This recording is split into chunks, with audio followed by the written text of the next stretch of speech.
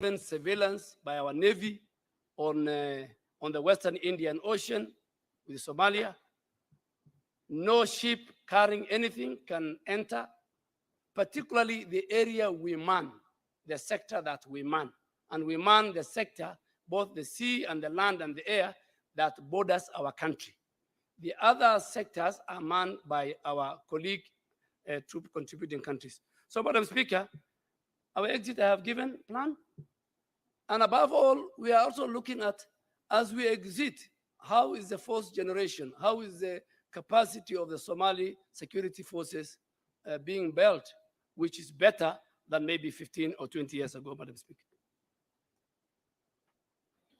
Thank you, CS. Senator Samson Charadike.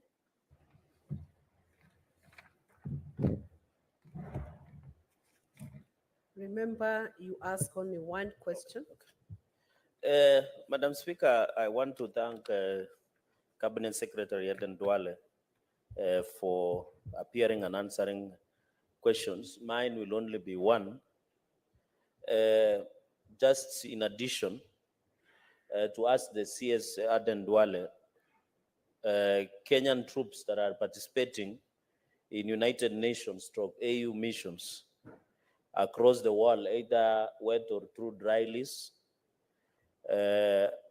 because he has indicated, sorry, whether the lease it is or whether dry or wet lease, Madam Speaker, is how much money has been reimbursed by United Nations African Union to Kenya over the last 5 years, Madam Speaker, to answer that, including I've had a mention about the United Nations Approval Security Council or participation of our ever courageous police officers in Haiti, whether Kenya Defense Forces will be part of it. I thank you, Madam Speaker, for that allowance. CS Aden Duale.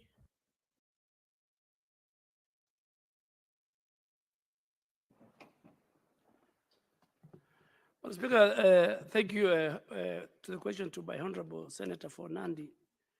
Yes, Kenya has participated in peacekeeping missions since time immemorial. And Madam Speaker, it's very sad. At one time, we were country number 4 in peacekeeping mission. Over the years, we are now at number 41. And that's why we have made a deliberate attempt, particularly under this administration, to make sure that we regain our position and do better. Because Rwanda, which was behind us, now is number 3, I think, in peacekeeping mission. So, and I really want to thank Parliament for the passage of the Peace Fund. The passage of the Peace Fund was very, very critical. It was passed 3 months ago, and now we are putting the implementation structure. How much we have received from ATMIS the last 5 years in terms of reimbursements? Roughly, we receive about 500 million every year. So in 5 years, it's like 2.5 billion Kenya shillings that we have received in the last 5 years. And this is part of why we brought the Peace Fund, so that the Peace Fund, unlike now, the money goes to the National Treasury, doesn't come to the Ministry of Defense. But now we have made a deliberate attempt, passed through the cabinet. We want the Peace Fund to be domiciled at the Ministry of Defense. So that money, we will use it to modernize and to buy more equipment for our security forces without putting more pressure on the exchequer. Madam Speaker, thank you. I believe you are satisfied by that response. Senator Boni Halwale. Thank you, Madam Chair. Madam Chair, allow me to congratulate the minister. He's one of the ministers who takes our calls and who calls us. Thank you, Minister. Minister, before I ask you my question, allow me to invite you to the provisions of Article 35 of the Constitution, specifically Article 1A, which gives every Kenyan the right of access to information in the custody of the government. Can you please balance this with our age-old tradition in Parliament, where you are free to ask the Speaker to allow you to table that information in camera. I want to invite you. Having done so, allow me to ask you my question. Haiti is 12,119 kilometers away. It takes 13 hours of flying to reach Haiti, and the cheapest flight, Minister, is 220,700 shillings. You have justified our presence in regional missions by attributing it for the need for us to be part of securing peace, security, and stability of our regions. Given the statistics I've given you on how far away Haiti is, could you tell us what are the benefits and what are the intended consequences the government hopes to achieve by taking our troops to Haiti? Cabinet Secretary. Madam Speaker, the last question, I think with a lot of respect to my colleague, when I came to Parliament, I found him in this same chamber. There used to be a library next door. I don't know whether it's still there. Many, many years. I want to refer him the last question to the Minister of Interior. So please take time, invite Professor Kindiki, give him the statistics of the distance and how many flights go there and the hours. That is above it's not my domain, so I'll refer that to Professor Kindiki. And I'm sure the House has the powers using the standing orders to invite him, even this afternoon. Yes, the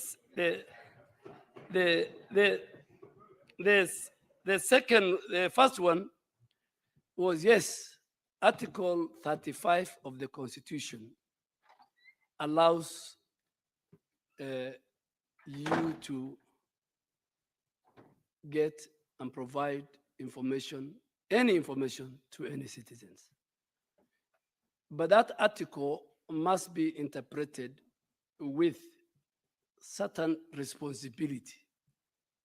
And I'm sure if you read the chapter on the organs of the National Security Council and even KDF, and you being a very, very seasoned medical doctor, I am sure even sometimes you don't provide your client, your patient data to all and sundry. This is a plenary. And there are certain information which is, the custodian is the National Security Council. Honorable Boni, Senator Boni Kalawale, I cannot share. But if you want me to share, the venue will not even be Parliament. The venue will be the defense headquarters, because even the room where we want to share, we must take charge of that room. So I will invite you using the standing orders to come to defense headquarters. You'll be ushered in, and the generals will share with you some of the privileged data. I am sure from where you sit as a majority whip and as a seasoned leader in this country, you also want to protect our country and you want to protect the national security of our country. Thank you. It is apparent that the responses being in the domain of security sector are unique and have different perspectives, Senator Boni Halwale. I would also want to guide the senators that the questions that you raise, the supplementary questions that you raise, we had initially agreed that they should be connected to the questions that are before the floor of the House. And I am not blind to the fact that the questions on Haiti are matters of national importance and have raised concerns. Nonetheless, Senator Boni, you are guided to raise that question with the relevant ministry and give the statistics you have given very effectively this morning. Thank you. Senator Bogwa Mongai George. Thank you, Madam Speaker. And allow me also to congratulate the able seers for for being a towering figure in the stability of our country.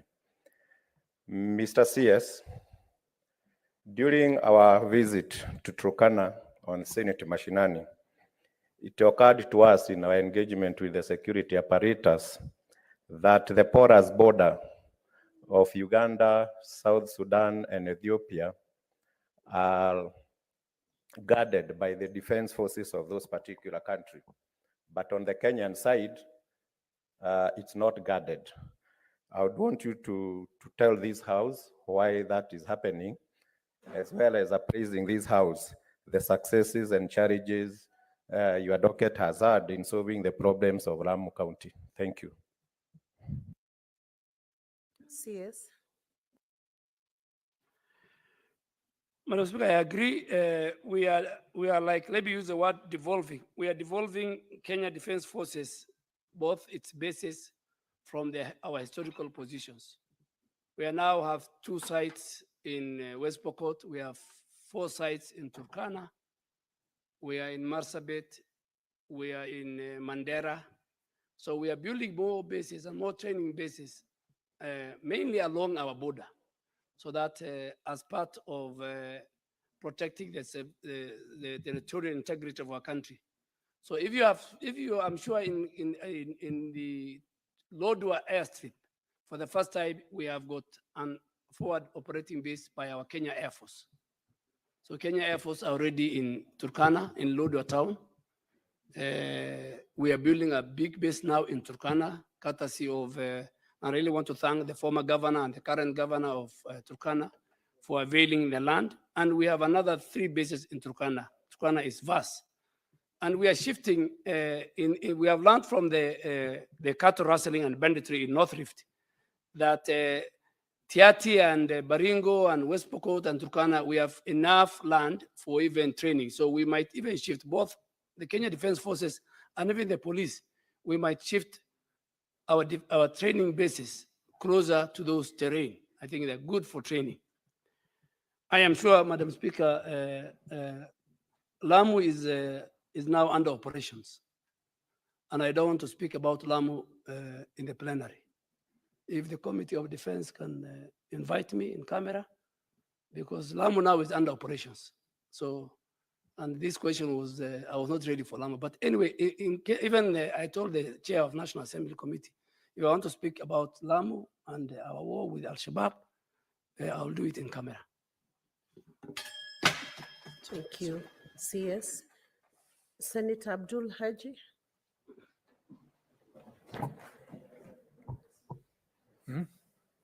Thank you, Madam Speaker.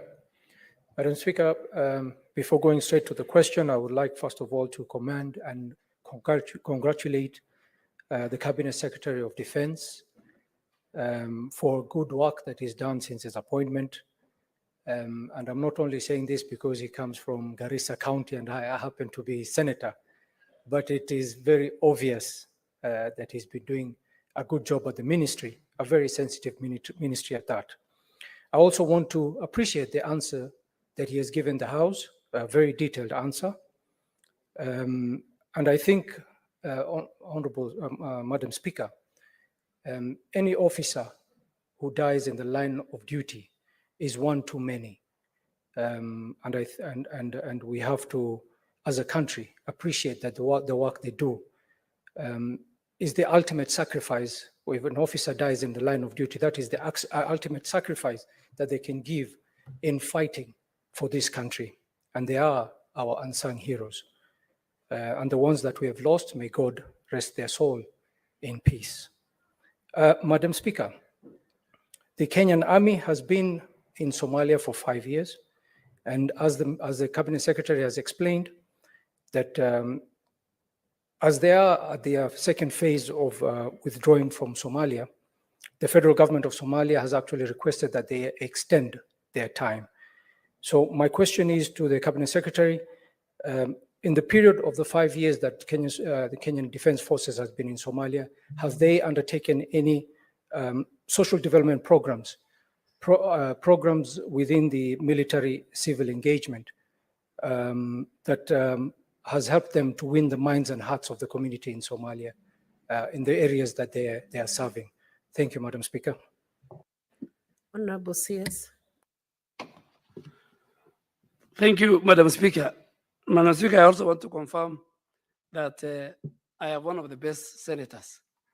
He is my senator, and myself and the people of Garissa have full confidence in Senator, who he replaced our father and our elder, who also sat in this house. May Allah take him to Jannah. Madam Speaker, yes, Senator Abdullah has asked a very fundamental question. We do it both in our country and we do it outside. If you go to our area and thank Parliament, Parliament always allocates a certain resource to Kenya Defense Forces for their civic duty.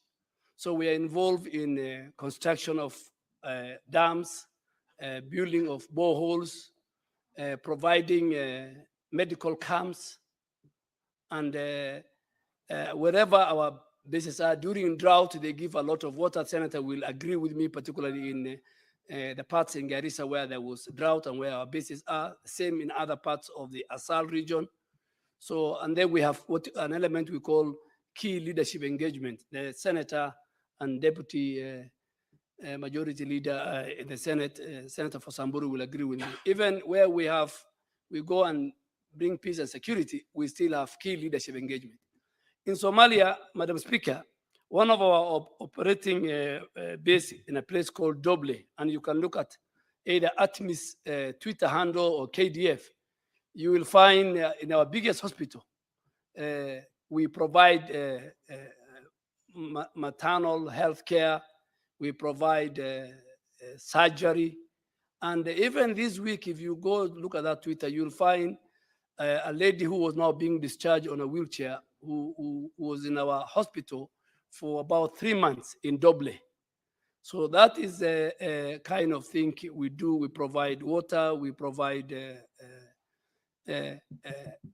health facilities. And I remember, Madam Speaker, I visited one of our forward operating bases in Wajir with members of parliament in our sensitization campaign to the community to help us in the war against Al-Shabaab and against terror. And the elders told us, and the base commander told us, to be more specific, that, you know, all our forces there are adult, and mainly they are men. So they said when the communities come to them with the pediatric cases of children who are sick or mothers who are pregnant, they don't have the drug. So we made a deliberate decision, policy now at Kenya Defense Forces, that wherever we have our doctors and our nurses in the most remote parts of the country and inside Somalia, we must make sure we provide all types of drugs, so that if we get a lactating mother, a pregnant lady, a lady who has complications in delivery, the drugs are available. So that is our duty. And everywhere we do, we don't only use kinetic force. We want to blend it with development, socio-economic development programs, Madam Speaker. Thank you, CS. Senator Danson Mungatana. Madam Speaker, every time I attend a funeral of one member of the Defense Forces in Tana River, there are very elaborate ceremonies that follow, and we thank the Ministry of Defense for what they do, because it is a reflection of the discipline and the arrangements that are there. The question I have for the minister is, can he disclose the amount that they give to each member of the family? At least that one is not a matter of national importance or secret. He should tell us, apart from the flag, the salutes, the nice songs they sing, and all the ceremonies, what does the widow get? At least a figure. What does the widow get on that particular date? I know, Mr. Speaker, Madam Speaker, that the armed forces regulations on gratuities they have a calculations they make for personnel and officers. So when they give the death gratuities after calculation, so that may be something they do maybe over a period of time, which the minister should tell us. But when they come to bury, what do they give? That's the thing that we want to know. Because it's very sad, but we are always mesmerized by the ceremonies. And actually, at least in Tanariva, so many of us go to see what is happening there because of what they do. But do they give? And we want to know from the minister the figure so that Kenyans can know when your son or your husband or your daughter has gone on the date of the burial, something, and this is the amount that is given apart from the death gratuity. I thank you, Madam Speaker. Honorable CS. Madam Speaker, this is not nothing to hide, so I'll just say what we give immediately within 30 days, for shorter than 30 days. If the officer is serving within our country, immediately he gets 4 million shillings above his pension, which is has a component called death gratuity. But if he's serving in ATMIS, like in Somalia, apart from the 4 million, the AU and the UN give that family 50,000 USD. And the Honorable Senator, if there is anybody who you feel from Tana River County who did not receive this, I am ready and willing to engage you at the defense headquarters. But there is a problem. The problem is where families don't agree. And Madam Speaker, on a light touch, even in my life in Parliament here, there are colleagues of mine and Honorable Boni Khalwale and Honorable Mugatana, we served with them in the 10th Parliament, who died, and up to today, they cannot get their gratuity because of family disputes and courts, and people went. So just like here, even in defense, we get a few cases where because of the family dispute, the money becomes not accessible. But 4 million is within the first 3 weeks. If he's serving under ATMIS, Honorable Boni Khalwale, Madam Speaker, I want to urge you on a light note that by the time you go to heaven, don't leave us with a lot of problems. Make some good disclosure. We can work on, Madam Speaker. But we pay 4 million within our country. But if outside our country, like ATMIS in Somalia, we pay 4 million plus the AU and the UN pays 50,000 US dollars. And I agree with you.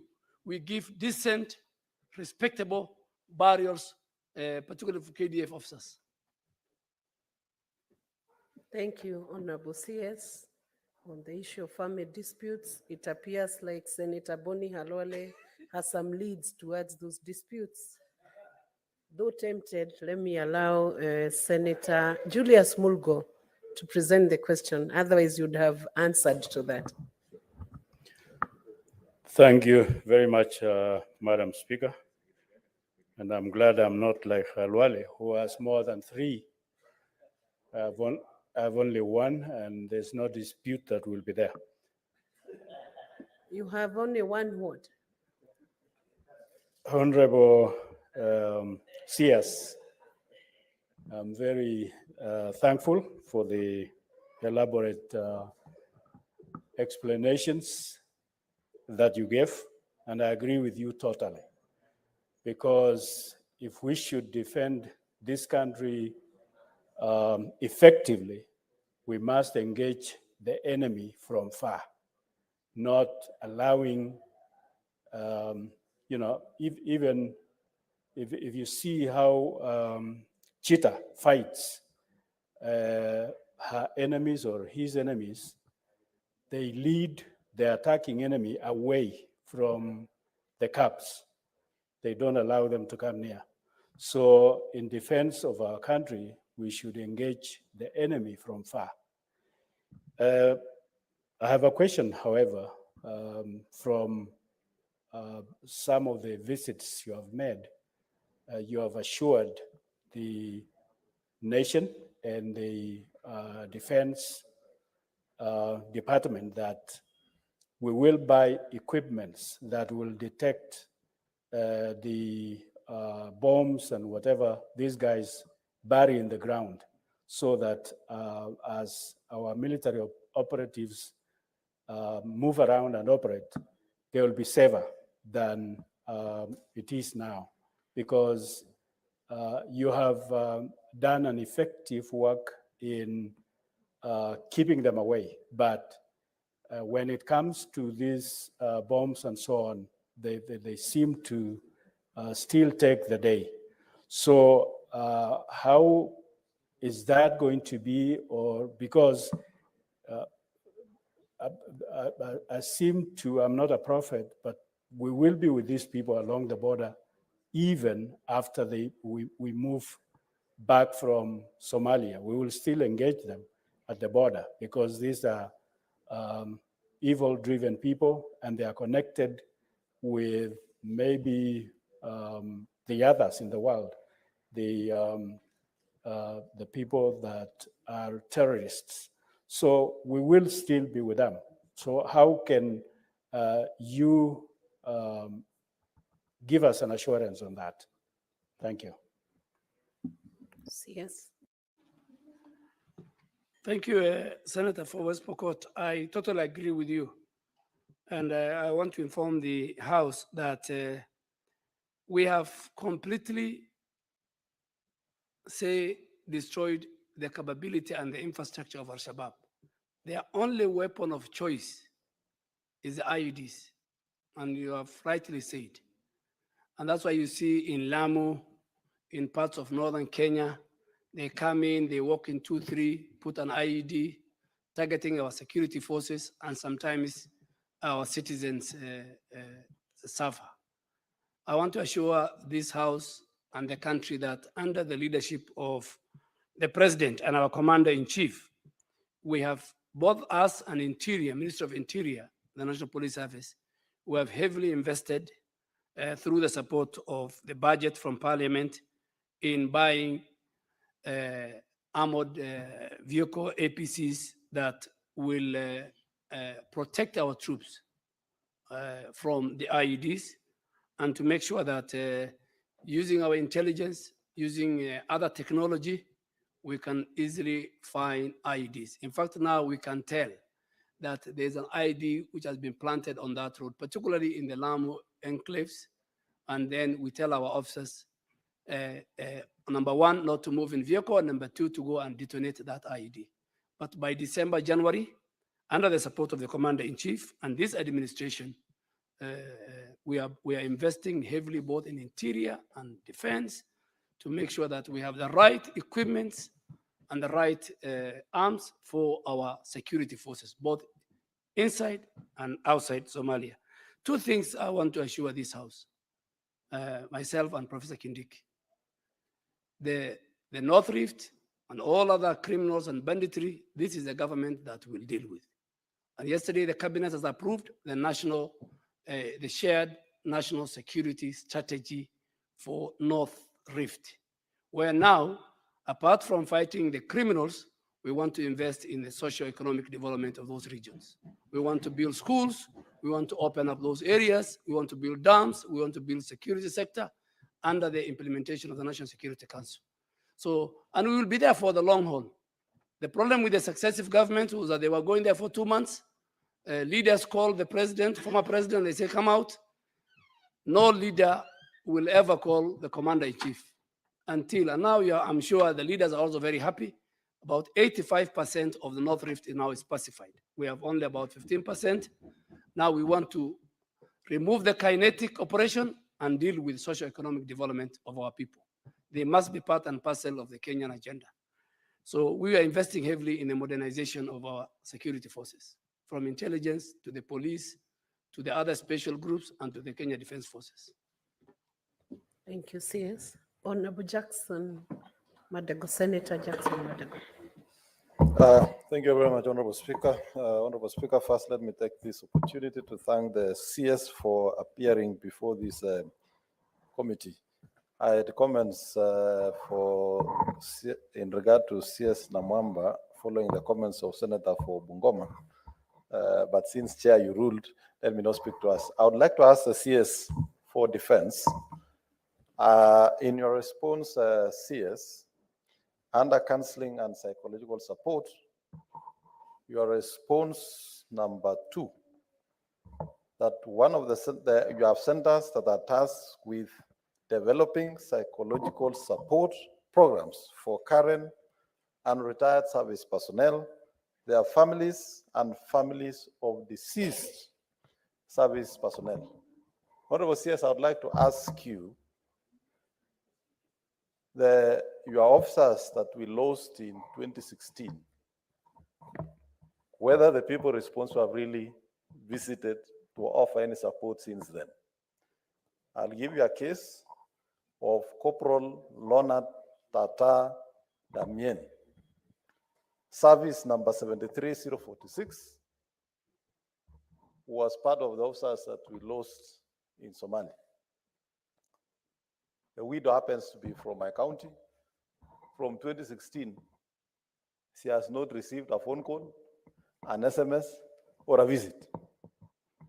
So I would like to know whether the person who is in charge is not sleeping on the job, or whether they are telling the CS they have visited and they have not visited. And for your information, CS, my county buried not less than 15 officers during that period of time. I've only given an example because I was able to get in touch with that. And as that is checked, CS, together with that, what happened with the boundary wall? Was it a wall or a trench at the boundary of Somalia? Is it complete? And how much did it cost? Senator Madago, how many questions are you asking? It's one question, but it looks like it has appendages, Honorable It's Speaker. aggregated into 6 different issues. Senator CS. Madam Speaker, let me start with the last one. I think, Senator, you need to file a question to ask about the boundary wall. That boundary wall was not a boundary wall. It was a conduit for stealing public resources. And you cannot build 700 border 700 with a wall. It can 700-kilometer border. So they did about 10, but that is one of the ills of the previous administration. So you have the oversight role, so you will ask, please. And you can call those they're still around, some of them. Ask them about the wall. But when I start building a wall, I'm ready to answer. Secondly, about, we are very sorry, and I really want to ask that not only in Somalia, since independence, and you'll find their names in a memorial park in all our camps, there are many men and women in uniform who sacrificed their life for for national security interests. But this particular officer, we condole with the family, and please, I want you to give me. You know, sometimes I have seen. I was asked a question on a pension claim by an officer, by the National Assembly, and when I came to answer and I gave all the evidence, the member realized that this member was cheating him, and he got his pension. So give us the name so that I can check with the head of our medical team and the other welfare team whether they have visited. If they have not visited, I will assure you in the next 2 weeks they will visit, and I'm very sorry if that was not done, but I want to check. So before I leave, maybe I'll get the name of the widow. I think we have a very robust, not only for the widows, even for our veterans who retired. We have a veterans which the houses of parliament have passed. Thank you, CS. Senator Lelegwe.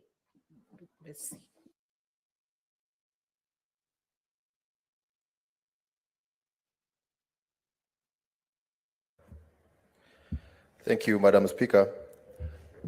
Madam Speaker, let me join my colleagues to appreciate the presence and the response by the Cabinet Secretary. Madam Speaker, based on the response by the Cabinet Secretary, he has highlighted the high demand for the KDF in protecting our territorial integrity.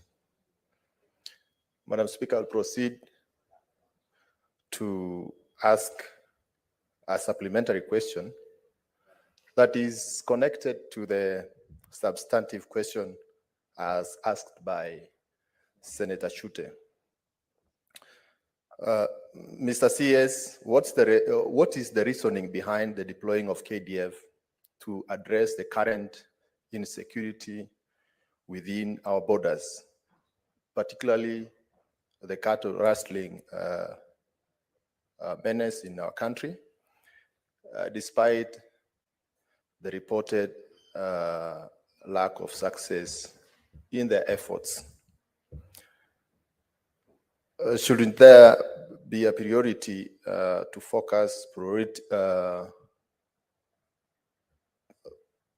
to prioritize the focus on protecting our nation's integrity in Somalia, a service that is urgently needed in our nation than engaging within our borders for a business that can be dealt with other agencies of security in our country? Thank you. CS. Madam Speaker, I thought the good senator of Samburu will thank Kenya Defense Forces for bringing stability to the 6 counties of the North Rift, including Samburu. But having said that, we are in Samburu and North Rift, courtesy of a provision of law. And if you look at Article 241, sub-article 3C, it says the Kenya Defense Forces may be deployed to restore peace in any part of Kenya affected by unrest or instability only with the approval of the National Assembly. That's one, which we are coming to it. But if you look at B, shall assist and cooperate, that is 3B, shall assist and cooperate with other authorities in situations of emergency or disaster and report to National Assembly whenever deployed in such a situation. Currently, we are in this North Rift region, courtesy of Article 241, 3B. If the situation requires and that we need now to go ourselves, then we'll come back to the National Assembly using 3B. But where are we in that area? You know that area, and I'm sure the senator, my great senator, comes from there. This was an area which was experienced cattle rustling and banditry since immemorial in President Kenyatta's government.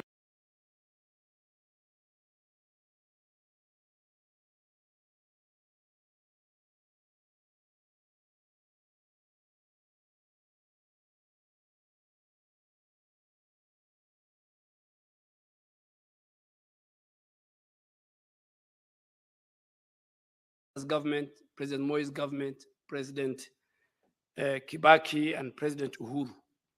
And I think the time has come that we must allow the citizens of that region to be part and parcel of the Kenyan development agenda.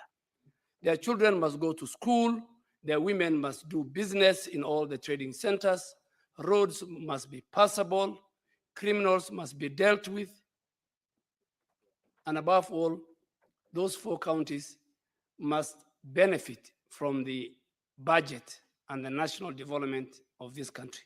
And today I'm very happy to report that we have dealt with, we have silenced the guns, we are helping communities, and yesterday, under the direction of the President and the Commander-in-Chief, we have approved a CAB memo that myself and Professor Kindiki has initiated and which was passed by the National Security Council before coming to cabinet, to make sure that now as we dealt with the kinetic forces, now we bring socio-economic development. The people of those counties must get education, boarding schools where all communities' children can go, build more dams, more boreholes, operationalize health centers, ask the Interior Ministry to create all the sub-counties and locations that are in areas where there's no government presence, open up about 13 to 14 security roads so people can move, and above all, establish permanent police and military camps and training camps to address the insecurity and make a very quick reaction. And some of those counties are also along our borders with South Sudan, with Ethiopia, with Uganda, and to make sure that we get less time, we protect our territorial integrity we share with other countries. But I'm sure, Governor, we have a meeting with the leadership of Samburu, Laikipia, and Baringo next week, so that we agree, we listen to the leaders. Now that we have silenced the gun, now the leaders can tell us what else we need to do. And from there, then we go to the ground, the way we did in other counties, and we talk to the people. Now we have reached the stage of engaging the leadership at strategic level. Leaders are very important, communities are very important to make sure that without them, even we can't fight the terror. Without them, we can't bring development. So we will engage you next week. Thank you, CS. Majority Leader, Senator Aaron Cheriot. Thank you, Madam Speaker. I also want to join the rest of my colleagues in appreciating the Minister for first his appearance, and secondly, I also want to commend him for the grasp of issues in his ministry. Listening to the Minister, you would think he has served in the military before, though I suspect, Mr. Speaker, because I know him and I know his family well, I think these are tips that he gets from his lovely wife, who is a daughter of a general. So probably that's where he has gotten all these tips about the things that are happening in this sector. Madam Speaker, I had serious concerns about the issues that were happening in Lamu, but then I've had the Minister has responded in a way that I am satisfied, because we are just 2 or 3 months shy of December, by when he has promised us that they have made budgetary provisions for equipment that will help our military officers who are serving in Lamu County and many such areas, because it was increasingly troubling to see many of our soldiers die because of the activities of Al-Shabaab in that particular area. Just the last comment, Madam Speaker, is a softer one, and this is on behalf of Parliament. You know that Parliament, Madam Speaker, doesn't have many facilities, some of which we may want use of. Madam Speaker, Parliament and parliamentarians generally, and the Minister has served for many years as a parliamentarian, he knows that on many occasions we have to seek the assistance of other government agencies with regards to facilities where members can train and do other social support activities to help them with their work, and particularly preparation for the annual East African Legislative Assembly Games. And because of lack of stadiums, Nyayo Stadium remains unavailable, particularly for members of the football team. And we have tried to seek the intervention of the Ministry of Defense and Ministry of Interior. And while his colleague at the Ministry of Interior have been gracious, and on many occasions the Bunge football team is allowed to play at the police stadium, we have never received such a reciprocated support from the military. Yet I know they have very good playing facilities along Langata Road.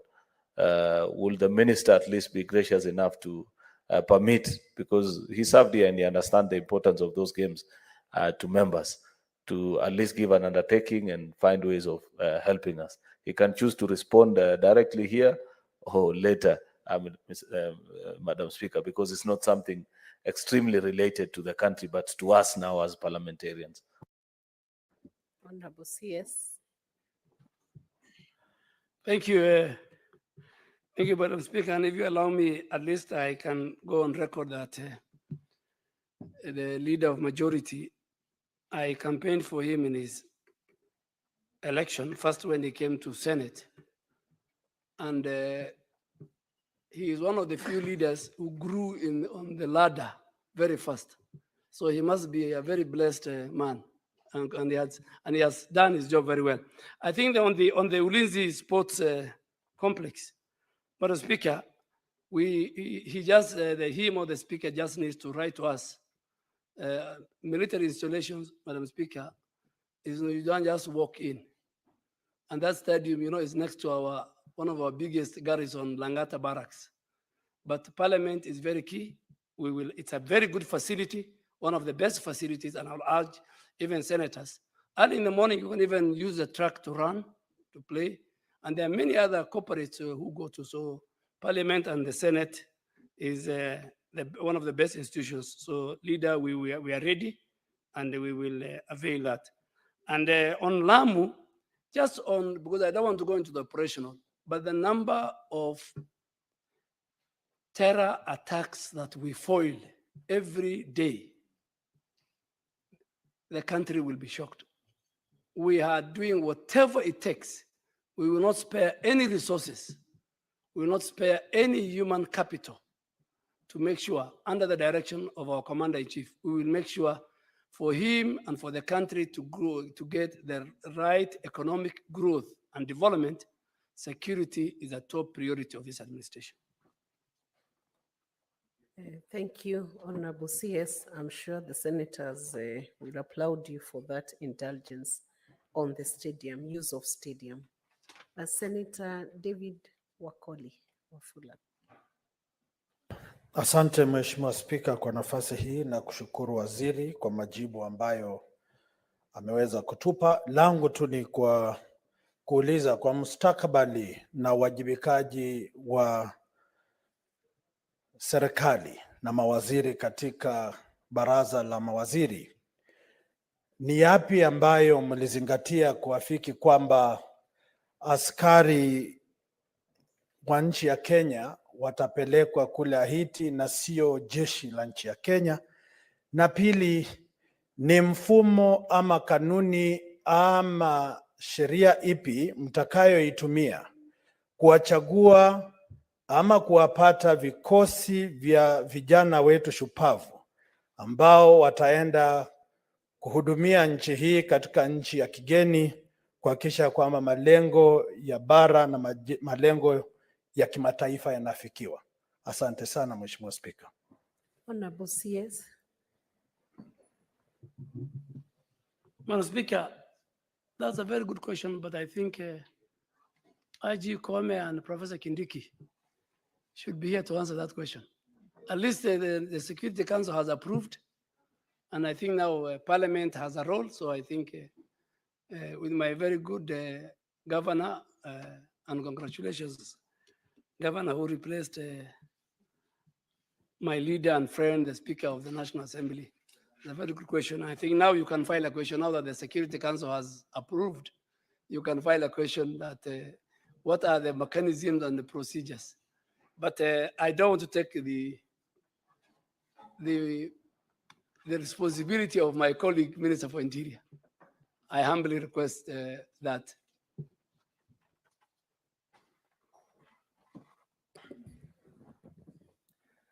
Senator Karungu Tangwa. Thank you very much, Mr. Speaker. You know, the CS is referring to my colleague here as the governor. He is a senator for Bungoma, but maybe he has a vision. My question, Honorable CS, last week, the whole Senate was in Turkana for what we call Senate Mashinani. And when we got there, we are able to visit different areas and listen to the people. I'm not a member of the Agricultural Committee, but I joined them in their trip to Katilu irrigation scheme. And when we went there to see the first intake from the River Takwel, we were accompanied by an entourage of police officers. And we were told that's where the neighbors from Pokot come in and attack the people of Turkana and vice versa. And when we're listening to the people, they say, Mr. Speaker, that if only KDF was to be stationed there to serve as a buffer zone between the Pokot and the Turkana. And when they go there, and I'm really happy when you say that you're going to integrate them in the community project and all that. And when they go there, they don't go as a camp. They get land. They use that land for irrigation because that area, Mr. Speaker, their they're capable of irrigating about 2 million acres, but they only have 2,000 acres of irrigation. So probably we can also use our KDF to, one, provide security, and also be part of fighting or providing food security in this country. If they were put there as a buffer zone between Pokot and Turkana, and they have so many acres of land where they can as well use the local communities to cultivate that land, such that when you want to go to Turkana from Pokot, you have to go through the KDF camp, now the farm, or vice versa. They were giving that suggestion, if it is possible, wherever we have conflict between, and I don't know why, Mr. Speaker, I had time to reflect. And I think as a nation, we need to think about what we need to do for the neighbors, because we realize Turkana are complaining of Pokot. Laikipia, they're complaining of Pokot. Samburu are complaining the same. And so I think something needs to be done. I don't know whether it's the Pokot or the other communities. So I need something also need to be done. But my question was creation of a buffer zone. Thank you very much, Mr. Speaker. Honorable CS. Thank you, Mr. Speaker. And to answer the great Senator of Kiambu, sorry, I was saying Senator of Bungoma, is that there are a number of fundamentals. Number one, you only talk to the Turkanas. So I think next time you talk to the Pokots, then next time you talk to the Samburus, you talk to the people in Laikipia, you talk to the people of Samburu, Baringo, the whole of that ecosystem, because everybody has his story to tell. But I don't think Kenya Defense Forces should create a buffer zone between communities. Our buffer zone should be our borders, the air, the land, and the sea. We protect our country. In this area where you went, don't worry.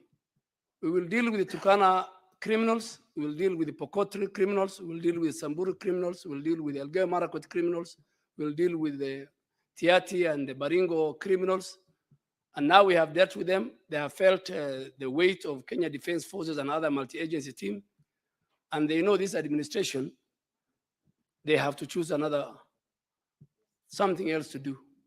Their historical business of cattle rustling and killing and closing and maiming women and children, it will not happen under President William Ruto as the commander-in-chief. So it's good you have had it. We have a number of small FOBs in those areas.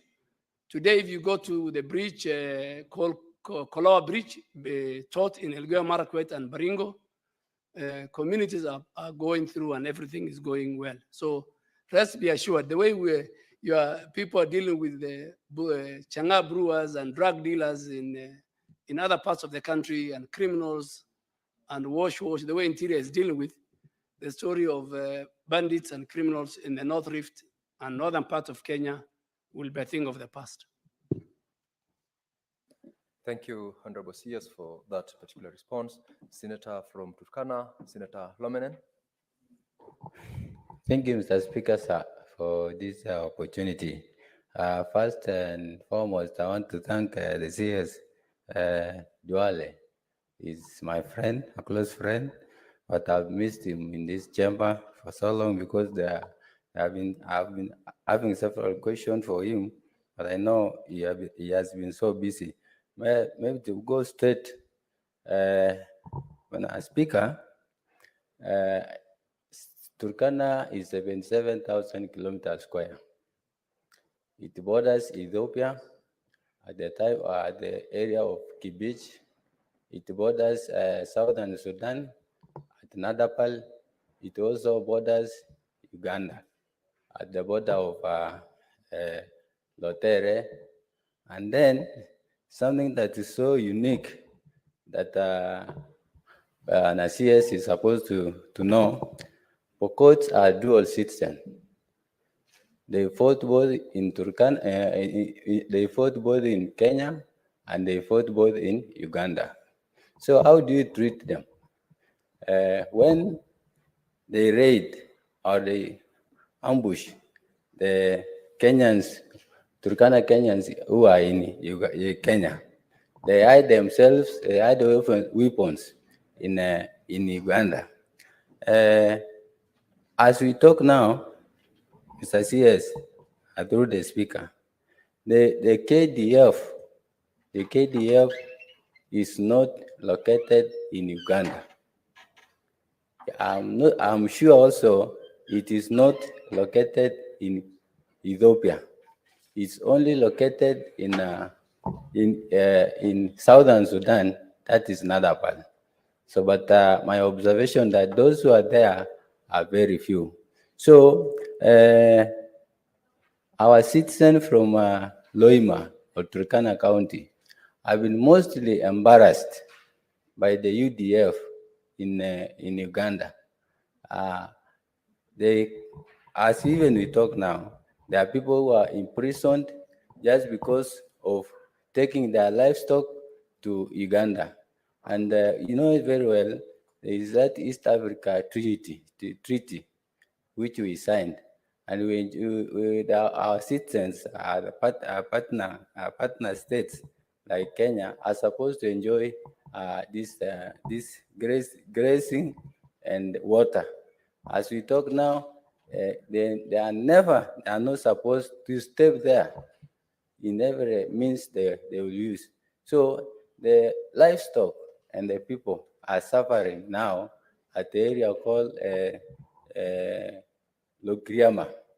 So, Mr. Speaker, I will need to clarification from the CS responsible why the KDF is not in Uganda, is not also in Ethiopia, and then my colleague Senate said between Uganda, between West Pokot and Uganda, you should not treat West Pokot as only Kenyans.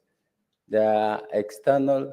They fought both in Uganda and Kenya. So when they do something, you don't treat them that as Kenyans. You treat them differently. Thank you, Mr. Speaker. Honorable CS, could you respond to Senator from Turkana? Thank you, Mr. Speaker. The senator for Turkana was my friend and old colleague in the National Assembly. And now I'm happy we had, and I want to apologize here today that we had sometimes very unkind words with him on the Senate. Little did he know that he will come and sit in the Senate. Little did I know that I will come and answer questions before the Senate. I think for me, this is how the world is around about. So, the Speaker, I want to apologize for the very many unkind remarks I made against the Senate when I was in the National Assembly. But number one, Honorable Senator, I can only speak for Pokots who are Kenyans. That's number one. Number two, I agree with you, and I want to thank the county government and the leadership of Turkana. Now we have enough bases in Turkana County, which we are going to build, including our Air Force in Lodwar town. All these are geared to make sure that our people and our country is safe from any incursion from our neighbors. We have a very good diplomatic relation with Uganda, with Ethiopia, with South Sudan. And these are governments that we deal with every day to solve if there are any issues concerning our people. But on the insecurity and cattle rustling, we have agreed with the Ugandan People's Defense Forces that they will deal with the banditry on their side, and we deal on banditry on our side. That's why I'm saying bandits have no choice. They have nowhere to hide. They can't cross, whether they're Turkanas or even though I don't want to brand criminals, any community. They're criminals. Criminals have no place to hide, even across the borders to Sudan, to Ethiopia. We are talking to those governments and those colleagues. And I want to assure you that there will be bases in all those three borders. Already we have the one with South Sudan. We are going to increase. We have even brought the Air Force to Lodwar Airport. So we will increase, and that's why we're moving from the central area of Kenya and go to the borders to safeguard our people, including the great people of Turkana. Thank you. CS Senator Hazena, you had made initially a request. Seems you've. Senator Hazena.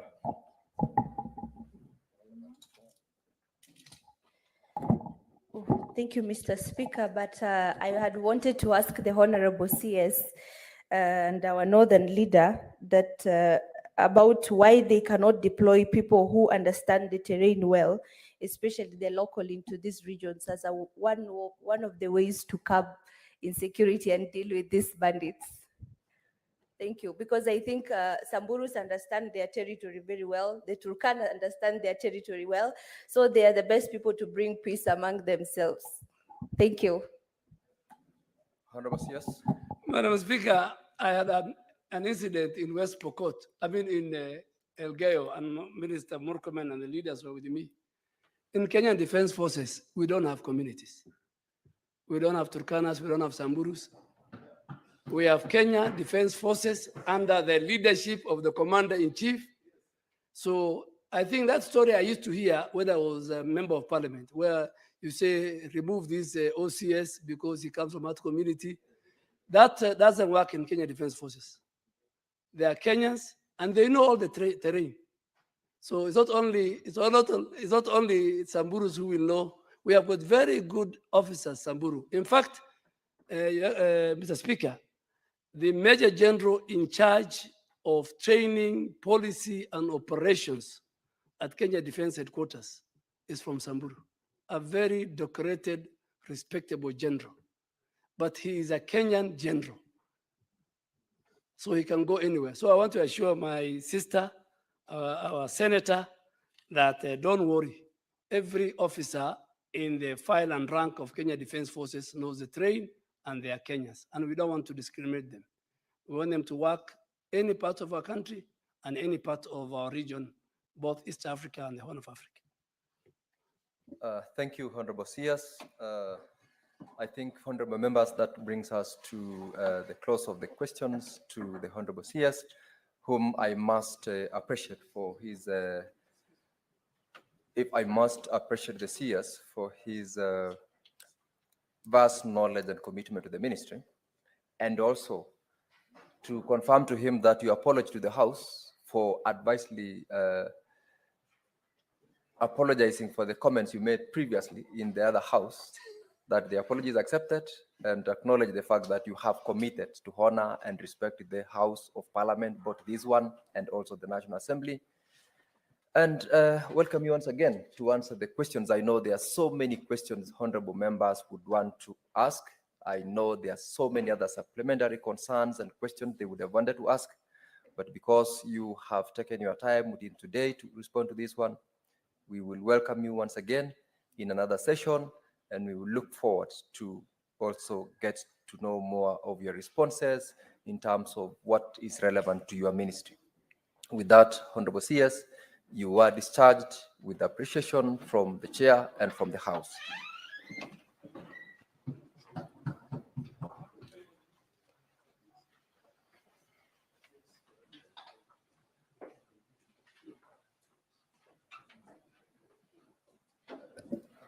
Honorable members, we need to call the next order of business. Clerk. Order number 8, the County Government's Additional Allocations Bill, National Assembly Bills number 23 of 2023, second reading. Honorable members, this is the bill that we had yesterday. I think we adjourned the House when Senator Mandago was on the floor, and he had 17 minutes remaining for him to conclude on his response to support the bill that was moved yesterday by the majority whip. Senator Mandago was just here in a moment. Senator Mandago, you had 17 minutes remaining of your time. I do not know whether you are ready to proceed. Yes, I'm ready. Take the mic.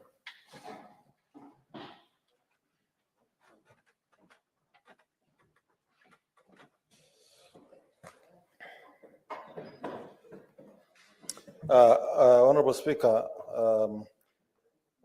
as I had stated yesterday before my time was up, that I do support this motion of additional allocation bills to county governments.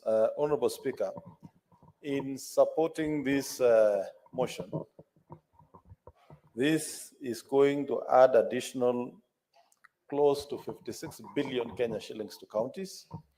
And Honorable Speaker, this is going to aid our counties in making sure that services are delivered to citizens. But Honorable Speaker, I had reservations in some of the programs, and I wanted to concur with Senator Mungatano of Tana River that, Honorable Speaker, there are programs that are designed and conceptualized from ministries, Honorable Speaker. And in most of the times, Honorable Speaker, you find that those programs that have been designed and conceptualized from ministries are designed in a manner that befits the geographical location where the cabinet secretary comes from. And you find a program costing 12 billion, 15 billion, 20 billion being designed for 3, 5, or 8 counties, as opposed to putting into consideration equity that we are supposed to guarantee for all the counties, Honorable Speaker. And therefore, even as we support this motion, Honorable Speaker, going forward, it would be prudent that some of those programs are reviewed to make sure that there is equity, to make sure that it covers all populations in the country without discriminating. Otherwise, Honorable Speaker, it will mean if you are from a county where the cabinet secretary does not come from that geographical region, you will be here supporting additional allocation, but the allocations will be skewed towards particular regions. I agree with my brother, Senator Mungatana, that indeed there is need for review of the planning and budgeting processes at the National Treasury. It cannot be that a county will benefit from 8 programs conceptualized by national government and other counties get 0 or only get a portion of one of the programs. The work of this house is to protect devolution, to ensure there is equity. And the principal purpose of devolution in its inception was actually to deal with marginalization, deliberate marginalization of some regions, to make sure that there is equity and that this country is developed across the nation in a fair and an equitable manner, so that lives of Kenyans, no matter which corner you come from, is equally improved and we have fair living standards. Honorable Speaker, we were in Turkana for Senate Mashinani, and I know my colleagues in other committees have painted the performance of Turkana otherwise. But I would want to also challenge and say, for counties that were privileged before devolution, probably like Uasin Gishu, Honorable Speaker, my own county, we had tarmac in places like Nyeri where there are provincial headquarters, in Mombasa, in Nairobi here. They will never understand where devolution has brought some of those counties. And that is why we are keen on making sure that these allocations are equitable. Turkana County, Honorable Speaker, before devolution, people must understand that in the 66,000 square kilometers of Turkana, we had only 2 hospitals. That is, the hospitals, 77,000 kilometers square, Honorable Speaker. We had only 2 hospitals, one in Lodwar town and the other one in Lokichokio. Some of these senators don't understand that to travel from Lodwar, the county headquarters of Turkana, to go to the farthest border, the border of Turkana and Ethiopia, you travel another 500 kilometers and there is no road, Honorable Speaker. And today, as we speak, Honorable Speaker, we have an hospital, a ward hospital, in all the 30 wards of Turkana County, Honorable Speaker. And I therefore want to urge my colleagues that whenever we visit counties, just that seeing a structure or visiting a place is not sufficient to make conclusions and cast aspersions on county performance until you get proper documentation and even the report of the Auditor General. And I therefore want to say, Honorable Speaker, that these funds need equity and needs to be properly protected. Honorable Speaker, even as we pass this additional allocation, we have had very successful programs at county levels that are donor-driven, like the Kenya Urban Support Program, the Kenya Informal Settlement Improvement Programs, that as a Senate Honorable Speaker, we shall need to further make these funds ring fence for particular activities, Honorable Speaker. And in this sense, Honorable Speaker, since these are additional allocation, we don't expect that these funds will be used for recurrent expenses that are not related to development budget, Honorable Speaker. And I say recurrent expenses, not related development expenditure, Honorable Speaker, because there is a general misconception in terms of accounting that all the funds in counties classified as recurrent expenditure are actually wasteful expenditure. And that's why I've always called for the Kenya Accounting Standards Board to review the classification of accounts, government accounts in this country, because they are recurrent expenditure that are development in nature. And Honorable Speaker, for example, if you are running a county, the procurement of drugs, non-pharmaceuticals, training, fuel for county-owned machines for grading a road, all those funds are treated as recurrent expenditure. But those are not wasteful expenditure, and that's why there is need for a classification. And even as these funds go down to counties, we need to make them specific and should not be used for any recurrent expenditure that is not development related. Honorable Speaker, when we do that, we shall realize quicker development, more services to the citizens of our counties, because then this will be tailor-made to answer specific problems that counties are going through. If you go to the Kenya Urban Support Program, Honorable Speaker, for example, you would see that most urban centers in this country, most county headquarters roads in this county were actually greatly improved when the Kenya Urban Support Program was running. And that money was strictly designed for improvement of infrastructure around the county headquarters and the major urban centers in our various counties, Honorable Speaker. And therefore, Honorable Speaker, even as I contribute this motion, my own county, Uasin Gishu, will be receiving an additional 1 billion shillings. We would want to see an increase in service delivery following this new allocation. The additional allocation, Honorable Speaker, therefore confirms that there are still more resources at the national government level that are meant for the war function that are still being held at the national government. As a Senate, therefore, this is one route that we should take to make sure we increase allocation to counties, even for functions that are shared or concurrent between county and national government. I hope, Honorable Speaker, as we continue with this conditional allocation, we shall also review other funds that have been set aside under this conditional allocation, like the managed equipment, which I still believe, Honorable Speaker, counties are yet to get value for money for the equipment that was paid for. And I want to be on record, Honorable Speaker, to say those contractors who are contracted on the managed equipment, Honorable Speaker, they will not rest until they make sure they supply all the equipment that they are signed a contract to supply to our counties.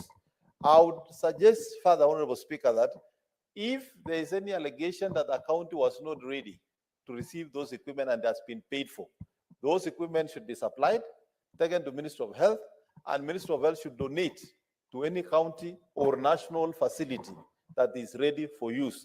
But there is no way suppliers will go away with Kenya funds without supplying. It is equivalent to paying for oxygen, Honorable Speaker, that you cannot have a field, you didn't manufacture, you didn't supply, it was not inspected and received, and funds have been paid. Finally, on the allocation for maintenance, the 5.8 billion under the managed equipment, I would urge the Ministry of Health that even as there is a need to maintain those equipments, then the cost of maintenance of equipment that was not supplied should be deducted from that overall figure. Therefore, the cost of that contract should be anything less than the 5.8 billion, because you cannot service what you never supplied. And it cannot be that that figure is just based on the overall expectation that the supplier was supposed to deliver all these equipments. They failed to deliver part of the equipment, and they are paid again the total sum figure for maintenance of those equipment, Honorable Speaker. That will be unfair to the citizens of this country, and we would expect the Ministry of Health to make sure that they are only paying for services that have been consumed. Otherwise, I still agree with the framers and the designers of the program that the managed equipment was and is still a good program. It needs to be properly re-engineered and made to provide for value for money for whatever we are doing. Honorable Speaker, part of the funds that are going as additional allocation is a grant from DANIDA. And Honorable Speaker, the grant from DANIDA that has been supporting our facilities is a very good example of a fund or a grant that has helped improve health in counties.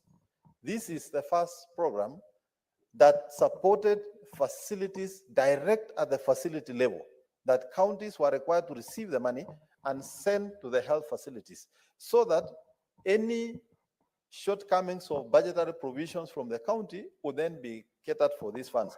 And that is why, Honorable Speaker, I want to thank this Honorable House for passing the Facility Improvement Financing Bill, because that is going to revolutionize health management and empower the community and the committee and the facility to be able to discharge services to wananchi, so that when the universal health coverage package is rolled out, the facilities are adequately prepared now that we have legislation, and we are encouraging national government and other development partners that they can now send funds directly to our facilities, so that the decision making and the time it takes to turn around on provision of non-farms, pharmaceuticals, or any other things that need to be procured, funds are available at the facility, and citizens will no longer go to any facility and be referred to go to any other facility other than where necessary to have a referral. Finally, Honorable Speaker, I would want to ask that the National Treasury then, once this bill is passed, actually expedite on the disbursement. And I have no doubt in my mind, looking at the demonstration and the commitment of the national government in releasing funds to counties. I have said before that those who are serving as county governors now are the most fortunate governors, since they have timely release of resources. I'm sure this additional allocation will also be timely released, so that counties will be able to utilize, and no businessmen, suppliers of service or goods will then have to lose their businesses. No Kenyans will have to lose their jobs on account of businesses have been closed. But in the end, those who are doing business and those who are receiving service will have a reason to celebrate this administration. Thank you, Honorable Speaker. Thank you, Senator Mandago. Senator Karungo Tangwa, Paul. Thank you very much, Mr. Speaker, for giving me this opportunity to support this bill. Mr. Speaker, it is the bill, the County Government Additional Allocations Bill 2023. Mr. Speaker, Kiambu County is receiving an additional allocation of 1.2 billion. That is 2% of the whole additional allocation, which is 56 billion that is going to all the counties, Mr. Speaker. And I'm happy that we are working so hard as a Senate to make sure that these monies are channeled to the counties that we represent. And as you know, Mr. Speaker, the Kenya Kwanza administration is giving out this money timely without being late even with the day, Mr. Speaker. Every 15th of every month, every county is receiving their share. I can give you an example. Kiambu County, July 15th, it received 1 billion. August 15th, it received 978 million. September 15th, it received 1 billion. And within the next 12 days, Mr. Speaker, actually 11 days, Kiambu County will receive another 978 million. That is what we had passed previously. But today, we are coming to pass and approve this bill to make sure Kiambu gets an additional allocation of 1.2 billion. Mr. Speaker, I think as a Senate, now that we have done our part to make sure the counties get their monies, I think we need to take this a notch higher. Because, Mr. Speaker, we cannot be working very hard as a Senate to send monies to the counties, yet the governors are not able to utilize the monies that we send to the counties. They are unable to commit.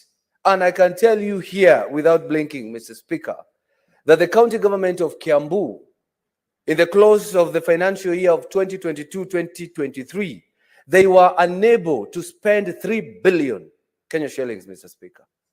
3 billion disappeared.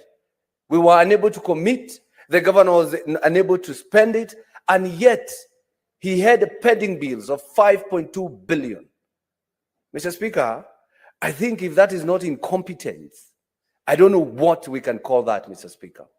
We should take it as a Senate. If you're unable to spend the monies that have been sent to you, we calculate that and we say that is incompetence, Mr. Speaker. Because if you're not able to work, yet we are sending the monies to the counties. Some counties are crying that they do not have enough monies. But here we are working very hard to send monies to the counties, only for the governors not be able to spend that amount, Mr. Speaker.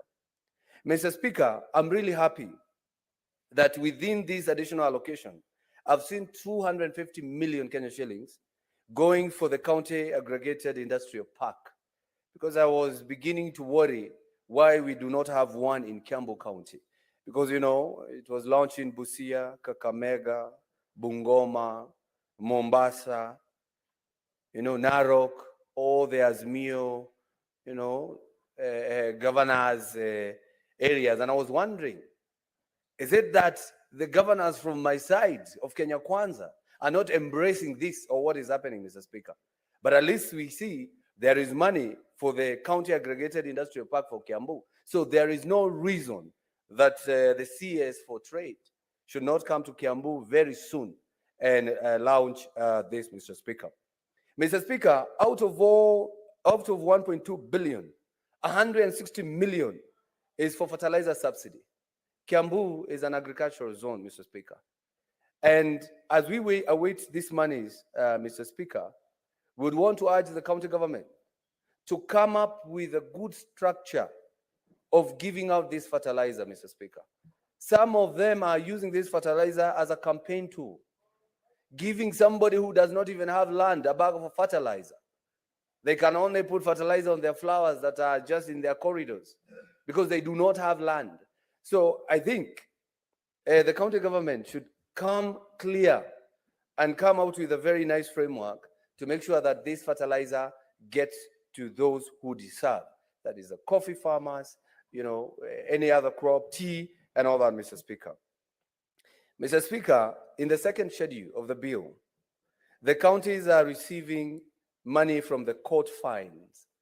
You know, if you break the county legislation, you're taken to court, whatever fine you're fined from breaking a county legislation, that money is reverted back to that county.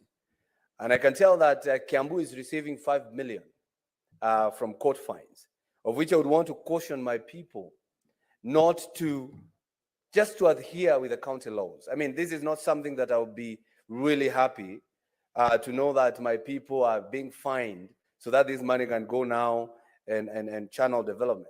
I can tell my people to follow the laws of the counties.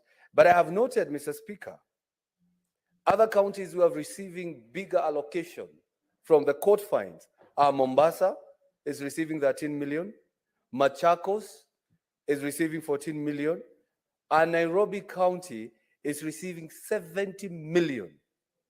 The question, Mr. Speaker, is it that the people of Nairobi break the law more than other counties? Or is it other people from other counties who are not accustomed to the county legislation? When they come here, they are fined.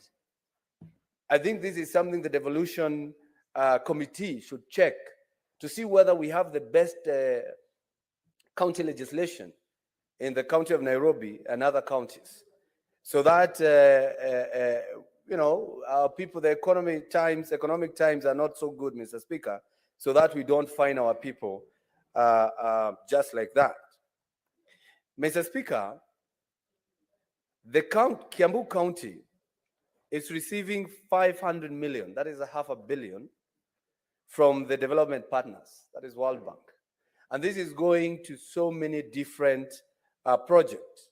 But I have an interest in one called NARIG, Mr. Speaker. NARIG is giving Kiambu 150 million. The reason why I'm bringing this issue, Mr. Speaker, and that's what I'm saying, if governors are unable to use these funds to where they're supposed to be used, I think we should mark that as a sign of incompetence. Kiambu was about to lose 114 million Kenya shillings from the previous financial year because the county government or the executive was unable to procure some machinery, ESP machinery for Limuru Dairy in Kiambu County that the World Bank had given that county almost 2 years ago. Because of procurement issues and the need that somebody need kickback, they were taken round and round. And Mr. Speaker, if it were not for my intervention and the intervention of the Member of Parliament for Limuru, Kiambu County could have lost this amount. And the intervention that was done, Mr. Speaker, is to write to World Bank to channel this money direct to the Limuru Dairy, Mr. Speaker, because the county government is unable to provide such needed equipment for Limuru Dairy that is serving about 200,000 farmers, not just Limuru, Gatundu, Kabete, even Githunguri, where I come from, Mr. Speaker. So right now we have another 150 million. I would want to urge the governor of Kiambu County and his government to use this money. We are working very hard. As a senator of Kiambu, I'm working very hard to make sure that this money goes to the county. But if this money cannot be spent, if this money cannot be used the way it's supposed to be used, then I believe someone is sleeping on the job, Mr. Speaker. Mr. Speaker, the fourth schedule is additional conditional grants. And Kiambu is benefiting from 149 million of livestock value chain support, Mr. Speaker. I believe we have no reason not to work for the people of Kenya, not to work for the people of Kiambu. I have to speak on behalf of the people of Kiambu because the monies are at the county. And it is a high time. And I know you will support me or agree with me, Mr. Speaker, when I say we even need to disorganize the way we oversight governors. Governors come to CPAC committee and we have to wait for audited report. With the oversight function, Mr. Speaker, we don't have to be waiting for the auditor's report. The report I'm giving now is enough to make CPAC invite a governor. I mean, we don't have to wait for governor to mismanage a county, then we question him a year later. Today, we are questioning governors of the previous governors.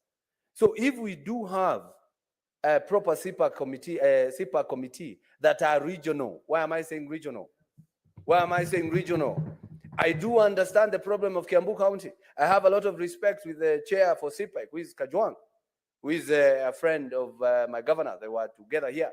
I'm not saying anything, Mr. Speaker, but what I'm saying is, if that committee, Mr. Speaker, had chairs from Mount Kenya, it was chaired by the senators from Mount Kenya who are in that committee, like 5 or 6 of us.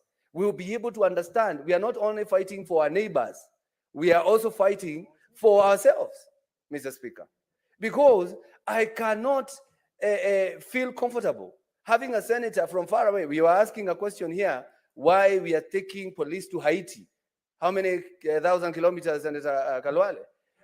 12,000 kilometers. We are questioning that. Yet I'm tasking a senator who is 7,000 kilometers from me to take care of my county. Mr. Speaker, I believe it's a high time we check on our standing orders to make sure that I'm given an opportunity to oversight my county. It is sad to see money going back to the coffers, and the governance not working, and I have to wait for a whole year to ask a question that I could have asked when it happens, because we see it. We are seeing it happening, Mr. Speaker. Mr. Speaker, these monies that are going to the county, most of them are for development and, of course, recurrency, and there will be money that will go to the health facilities, Mr. Speaker. I asked here on this floor, or on the floor of this house, on a statement on an issue where the employees of county government were, their insurance scheme, which was NHIF, was withdrawn and they were taken to a private entity. Mr. Speaker, we are talking about universal health care here.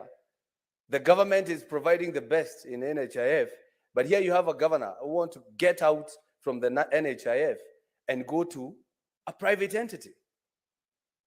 Your guess is as good as mine why he would do that. But when I bring that statement here, Mr. Speaker, it is months. The governor has not been summoned. We have not received any response. And here I am, Mr. Speaker, and that's what I'm saying.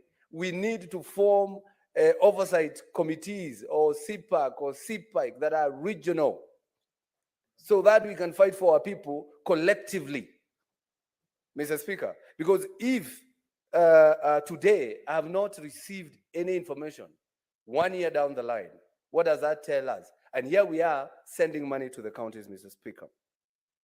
Mr. Speaker, most World Bank grants and loans are project-based. They don't send money blindly. And that's why sometimes you see projects that are funded by World Bank are paid on time and are done thoroughly. So I would urge, whenever the National Treasury is bringing this bill, to be bringing the itemized projects that World Bank is going to do in my county. So that when they say they're giving 150 million for NARIG, I should be told this and this and this will happen. So that we start following our governors, Mr. Speaker. Mr. Speaker, as I conclude, I talked about Kiambu County owes contractors and others over 5 billion as pending bills. And I use this opportunity because I'm working on an amendment of PFM that will help cure the issue of pending bill, Mr. Speaker. Do you know why we have pending bills? Because when governors are passing their budgets, they overproject their own source revenue. In the year 2022-2023, Kiambu said they will collect 3 billion, but they collected 2.1. So there's a deficit. Yet they had already earmarked and committed the 3 billion. Mr. Speaker, can you imagine today as we speak, the current budget of Kiambu County, 2023-2024, they projected their own source revenue to 7 billion. Mr. Speaker, if you could not collect 3 billion, now you're saying you are going to collect 7 billion. So what will happen? They are going to overcommit these 7 billion in projects, and then they collect 3 billion. So another deficit of 4 billion plus the previous 5 billion, that's 10 billion. Maybe the incoming governor in 2027 will not work. He will just pay pending bills, Mr. Speaker. So that's why I want to bring that amendment on this house, so that when you're over-projecting your own source revenue, Mr. Speaker, you can only do so to a certain percentage of the previous collection. If Kiambu had collected 2 billion, you can only over-project maybe 20% higher. So it is 2 billion plus 200 million. That way, Mr. Speaker, we will be able to make sure that the counties are transparent. And if at all you collect more, you can always do a supplementary budget, Mr. Speaker. So I think This is the time, as a Senate, we stand with each other. And just so you know, just the way you're a senator of your county representing the interests of your county, hear me out. Hear me out because my county is burning, Mr. Speaker. Hear me out because we are losing money in Kiambu County. Assist me, Mr. Speaker. Assist me to make sure that our people of Kiambu County, they are well represented. Their money are prudently used to make sure that they are assisted, Mr. Speaker. Otherwise, we'll be coming here every day just because somebody have a few friends. And you know, Senator Chimera, sorry. Senator Chimera was bringing a bill here to say previous or former governors should not run for Senate. I think you should add a clause in it. Even those governors who are friends in the Senate, you should also try. Because you see, some of them are being protected by their friends in this house, Mr. Speaker. And it is a high time we listen to one another and fight for our counties, Mr. Speaker. What's your point of order, Senator Boni? Mr. Speaker, I hate to interrupt my young colleague, but did you hear him say that there are senators here who are protecting governors who are corrupt? I raise understanding order number 105 for him to substantiate, because I'm definitely not one of those senators, Mr. Speaker, protecting crooked, thieving, stealing governors that he now will have to substantiate. Senator Karung Tangwa, kindly substantiate on that particular allegation. It's a grave one for that matter, particularly with regards to members who are sitting in this house. Mr. Speaker, I think there's an English saying that says, if it walks like a duck, quacks like a duck, then it's a duck. Why am I saying that, Mr. Speaker? My county governor was supposed to appear at the CPAC committee by March last year. It was extended to July. No, March this year, sorry. March this year. It was extended to July. Then it has been extended to this month. So we don't know whether there will be another extension, Mr. Speaker. So that's what I'm saying, because I don't believe, and I do not want to insinuate anything, Mr. Speaker, but I would urge, let's help the people of Kiambu, because I wouldn't want my governor to be brought here the way the people of Meru brought Kawera, because I know his file is not as good. Senator Dangwa, do you want to be informed by Senator Sotsi? Yeah, he's my chair, CPIC. You can inform me. Very well, Senator Sotsi, proceed. Speaker, my good friend, Senator for Kiambu, knows the problem that we have with his governor appearing before Accountability Committee. He's a distinguished member of my committee, CPIC, and we have a similar problem with the governor of Kiambu appearing before us.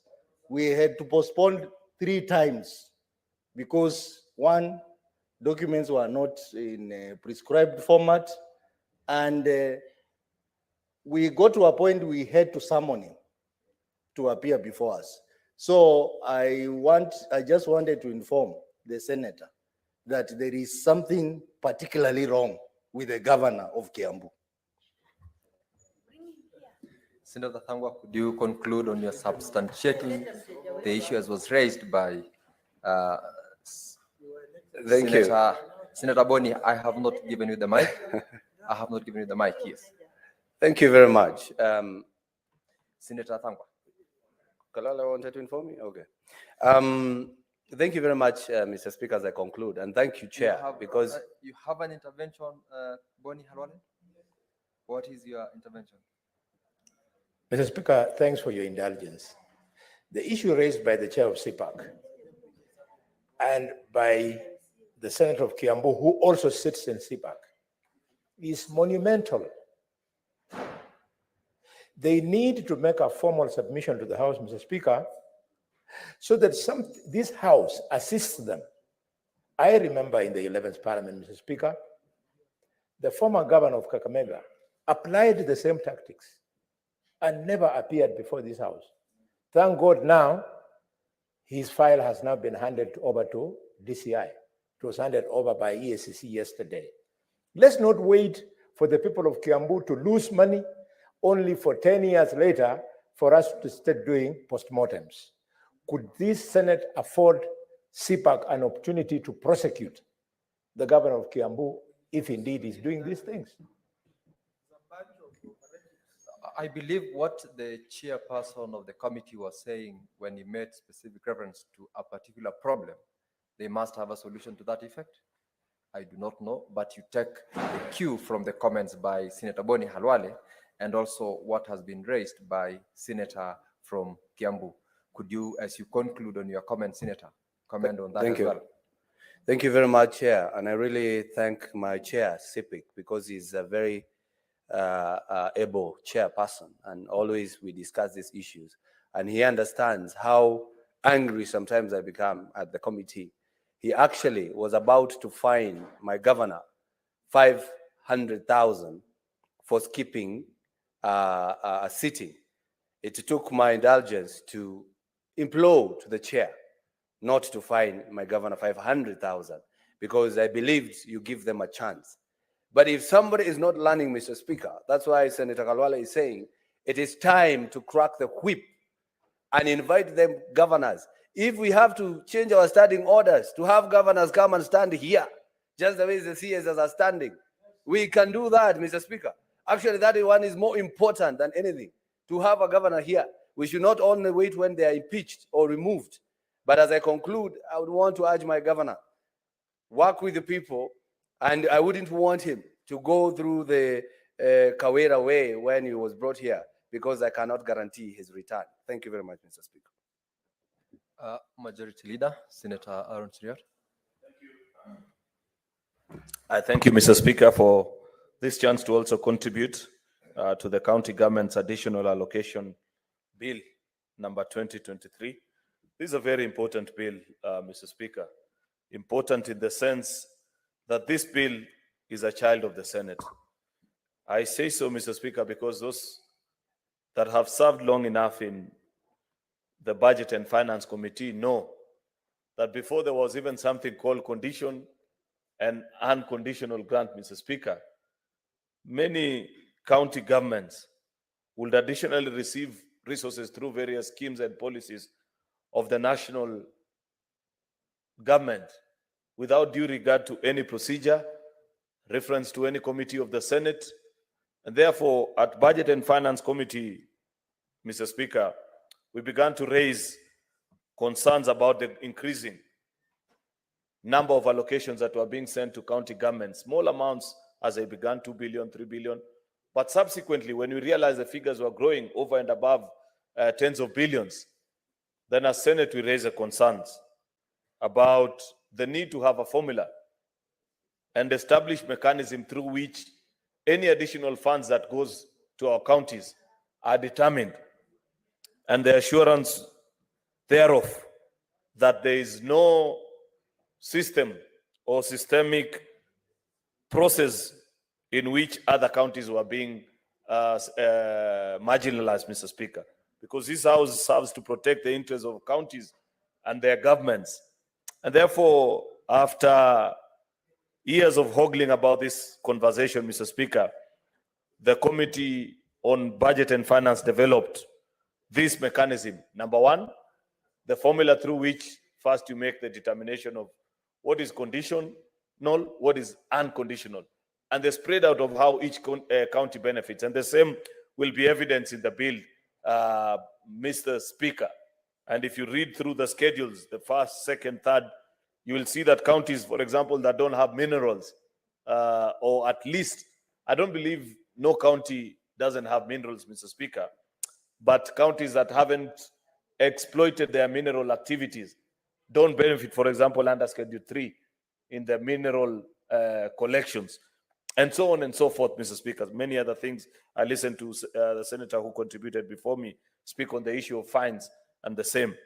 So this bill is a brainchild of the Senate, Mr. Speaker, after rigorous work and thoughts of colleague senators on what we need to do, have a determined formula, and ways in which you send additional resources to our counties, Mr. Speaker. And therefore, I am happy and proud that this House has made a significant contribution in entrenching and furthering devolution as one of the great tenets why this House exists. And therefore, Mr. Speaker, we have this bill that is before us that sets out the formula and the determination of all these proceeds of loans and grants and up from development partners and other government programs, Mr. Speaker, that the national government is running in collaboration with the county government. I must commend this administration for one thing, Mr. Speaker. I hear people not appreciate and celebrate, but it has taken this administration, Mr. Speaker, to finally unlock the constitutional dictates of Article, should be 189 if I don't get it right, but on the cooperation between county and national governments, Mr. Speaker.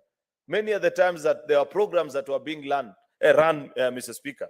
The least medical equipment is one such example, and it's part of the funds that are on this schedule, Mr. Speaker, where decisions on procurement, allocation, determination of who deserves what were all concluded here in Nairobi with minimal or no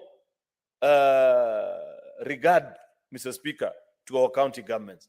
But take an example, take a look, Mr. Speaker, at, for example, this fertilizer subsidy program, Mr. Speaker, and the coordination and the agreement, putting it in schedule, matching, Mr. Speaker. I hear many people sometimes argue and say, oh, we see so much resources sometimes remain at Ministry of Agriculture.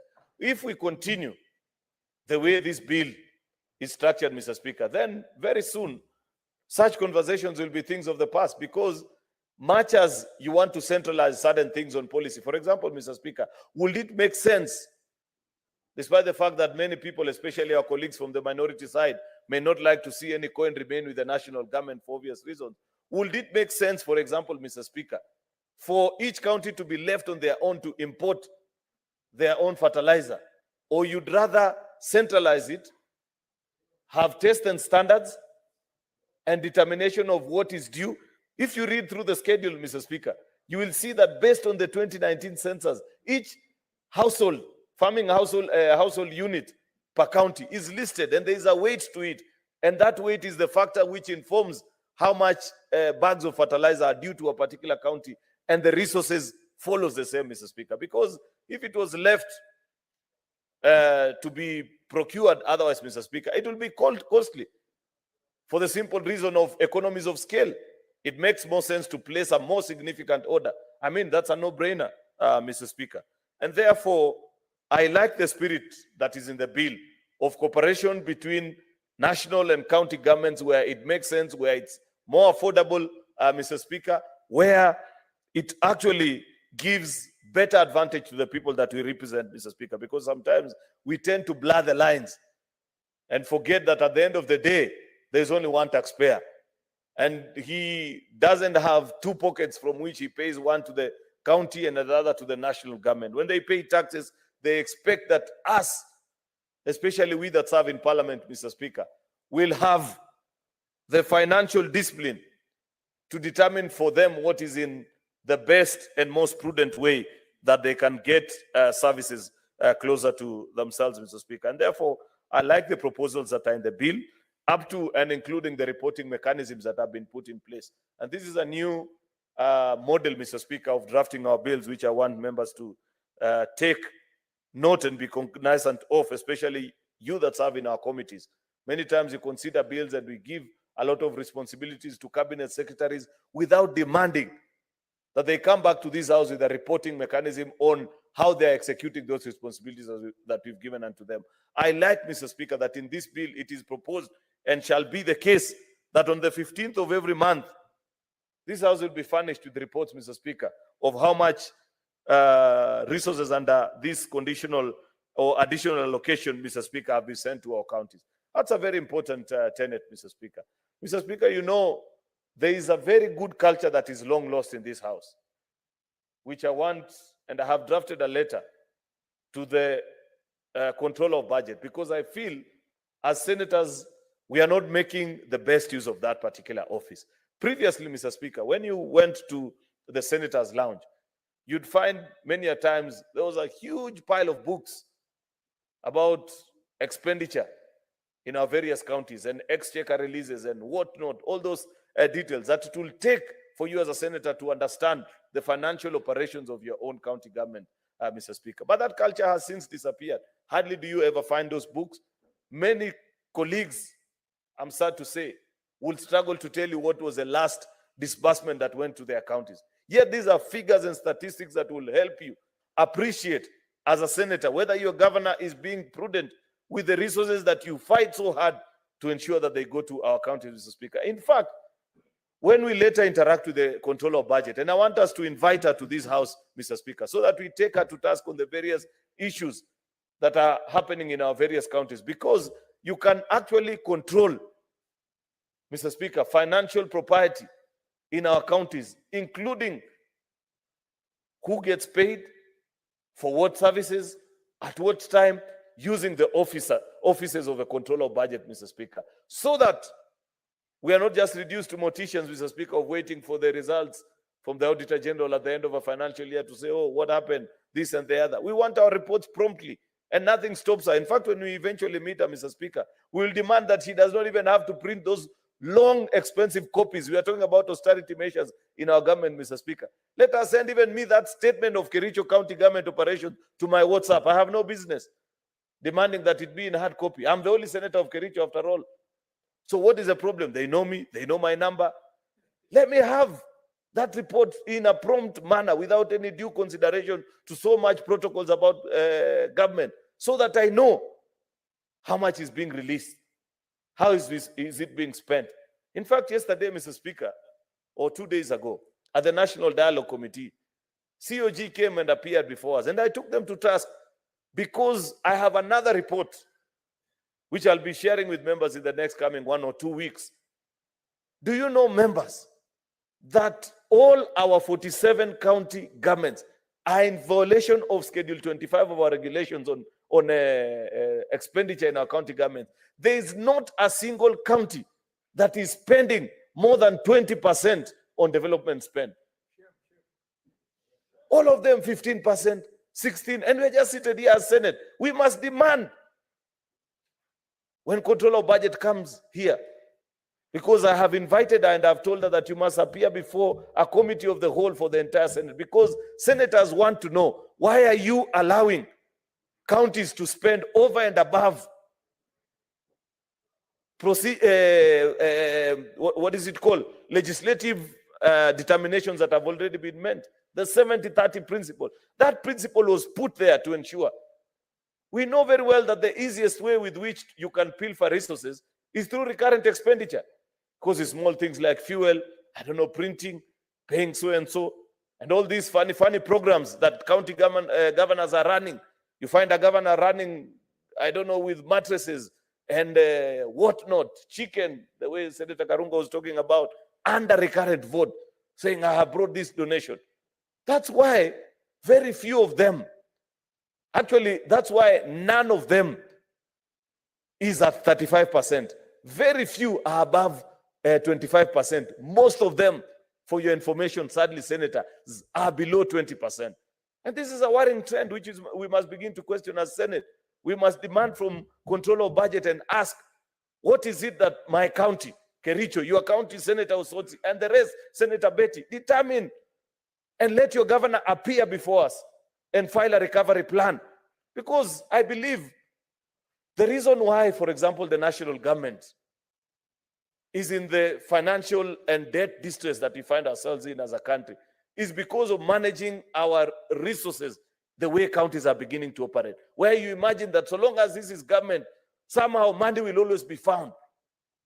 You don't want to run it prudently, knowing that resources are finite, that somehow they must have an end. Senator Karungo Thango have just spoken about how many of our counties continuously inflate their own source revenue with the simple motivation of growing their development budget, so that at the end of it, they can procure, take the 10% and never pay those contractors.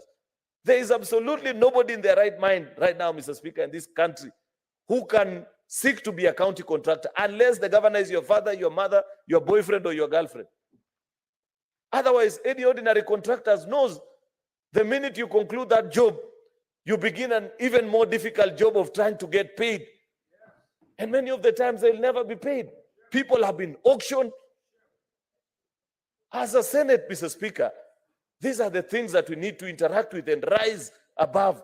I believe our job is not just legislating and passing laws and passing such beautiful pieces of legislation, Mr. Speaker. We must follow like a good CEO. And I said another time, Mr. Speaker, that a senator is like the chairman of a board and the governor is a CEO.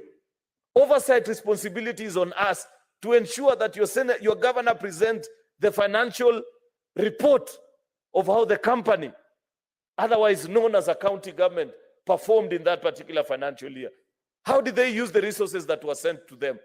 How much did they ensure that they brought services proximate to the people, Mr. Speaker? Many other times, if you take time to read through, take time and understand, what is your governor doing? Where are these resources disappearing to? Why is it that when you move around your county, despondency levels are on an all-time high?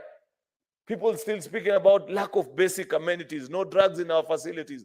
All the roads that were built between 2013 and now, none is being maintained, Mr. Speaker. And we will soon get to a point where our people will give up and say, we thought this was coming to save us. It is even worse than when things were centralized at the national government, Mr. Speaker. Therefore, I hope at that session, when we interact with the controller of budget, and we will send a notice, Mr. Speaker, so that all the senators can appear during that particular meeting. In fact, my proposal, Mr. Speaker, is that let it be a committee of the whole, so that we share our frustration and our disappointment with that particular office, including, Mr. Speaker, the difficulties why also many counties are not able to access their resources sometimes sent to them. Because I've listened to governors also sometimes who say that to access, the reason why many governors are able to access those resources in an easy manner is that they part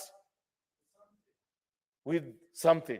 And those that don't give are frustrated and have to wait for months, and services are delaying, Mr. Speaker. And the minute they know that the minute you pay, then nobody asks you.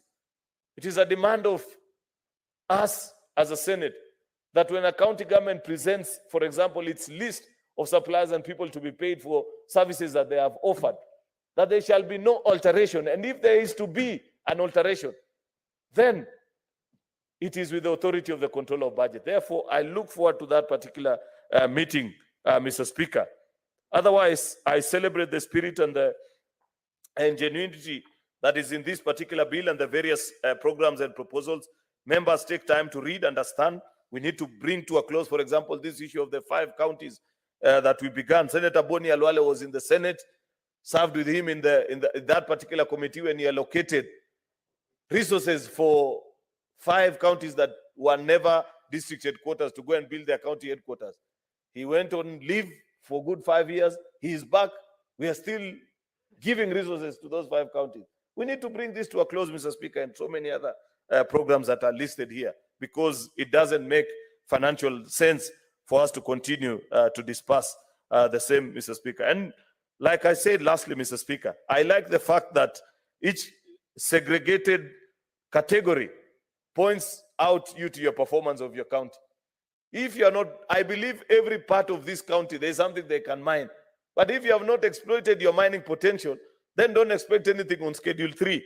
That's why if you go to Schedule 3 and minerals, Mr. Speaker, of the bill, I think almost 20 counties, mine included, are on zero, because what can you be given if you have not brought or made any contribution? I expect maybe Kwale will be leading. I don't know, Mr. Speaker. Senator Chimera is here, and we'll look it out for us.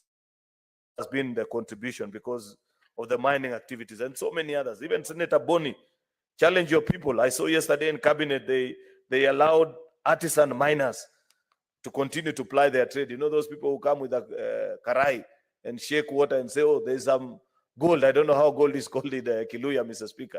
But we must move our people from that kind of mining practice and see what possibilities. I know they had closed actually the issue of issuing mining licenses. And I saw in the dispatch of cabinet yesterday that has now since been opened. I'm sure if Senator Boni Halwale was to exploit on that potential, there will be a bigger contribution to their column under Kakamega than what is on that column, and so on and so forth, Mr. Speaker. Therefore, I support this bill, Mr. Speaker, and hope that we can conclude on it speedily so that these resources can be released to our counties. With those Ben remarks, Mr. Speaker, I thank you.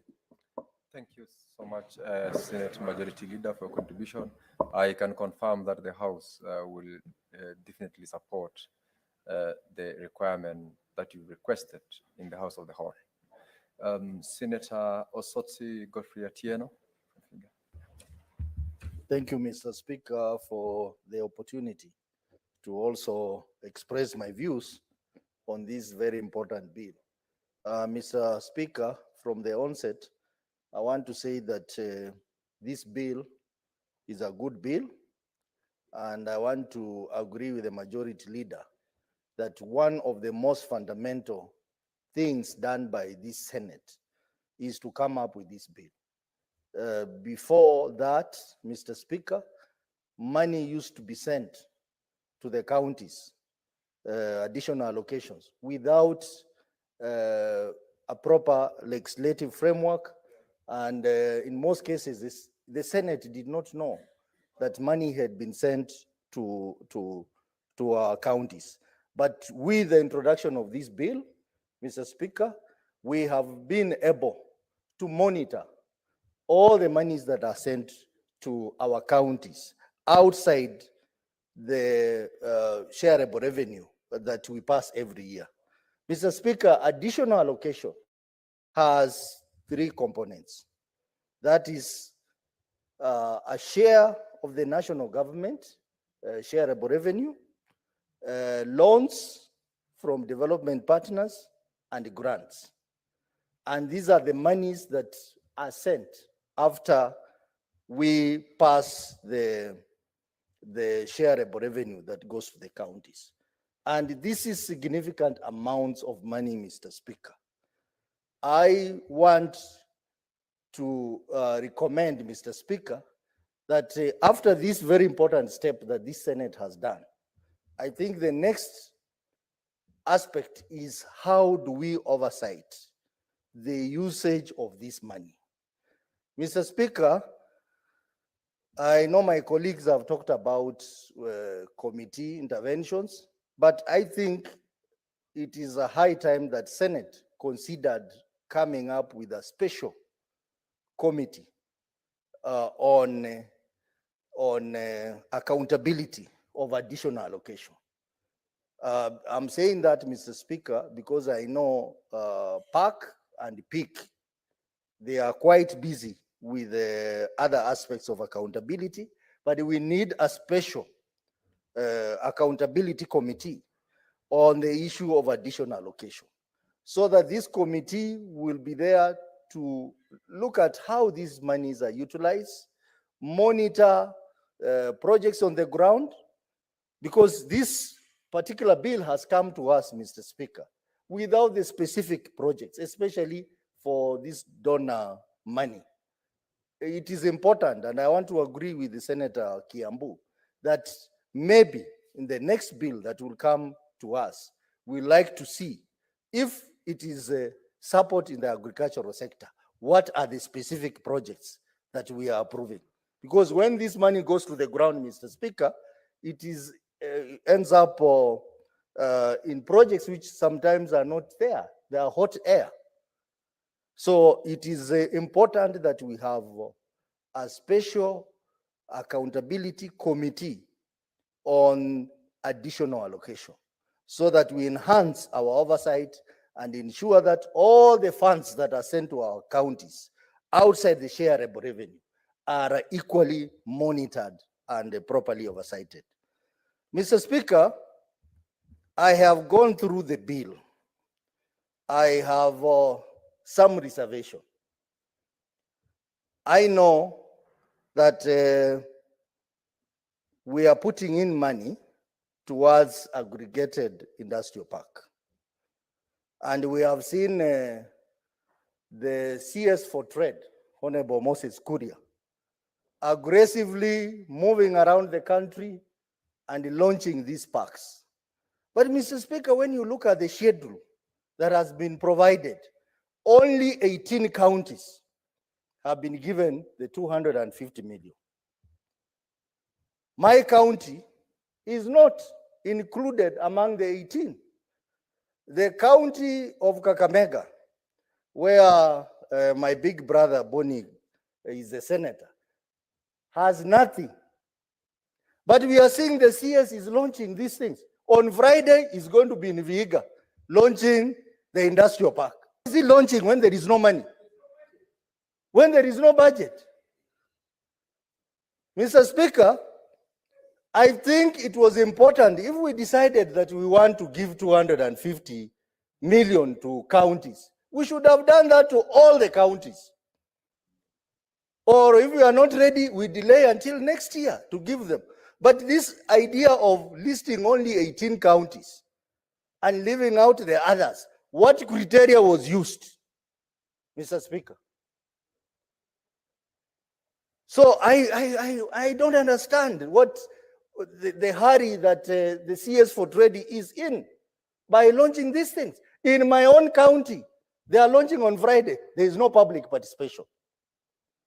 There is no intervention by the county assembly. So what is he coming to launch? And still on industrial park, the arrangement is that the national government gives 250 million and the county contributes 250 million. Mr. Speaker, many counties will have a problem raising this money. I know, like my county, we have budgetary issues. We may not be able to raise 250 million at a go. And it also requires the intervention and the approval by the county assembly. So I am seeing in this bill, Mr. Speaker, another 250 million shillings has been allocated to a donor fund called the National Agriculture Value Chain Development Project, 250. Basically, this is the money that is going towards supporting value chain initiative in our counties. I want to urge this Senate to be very careful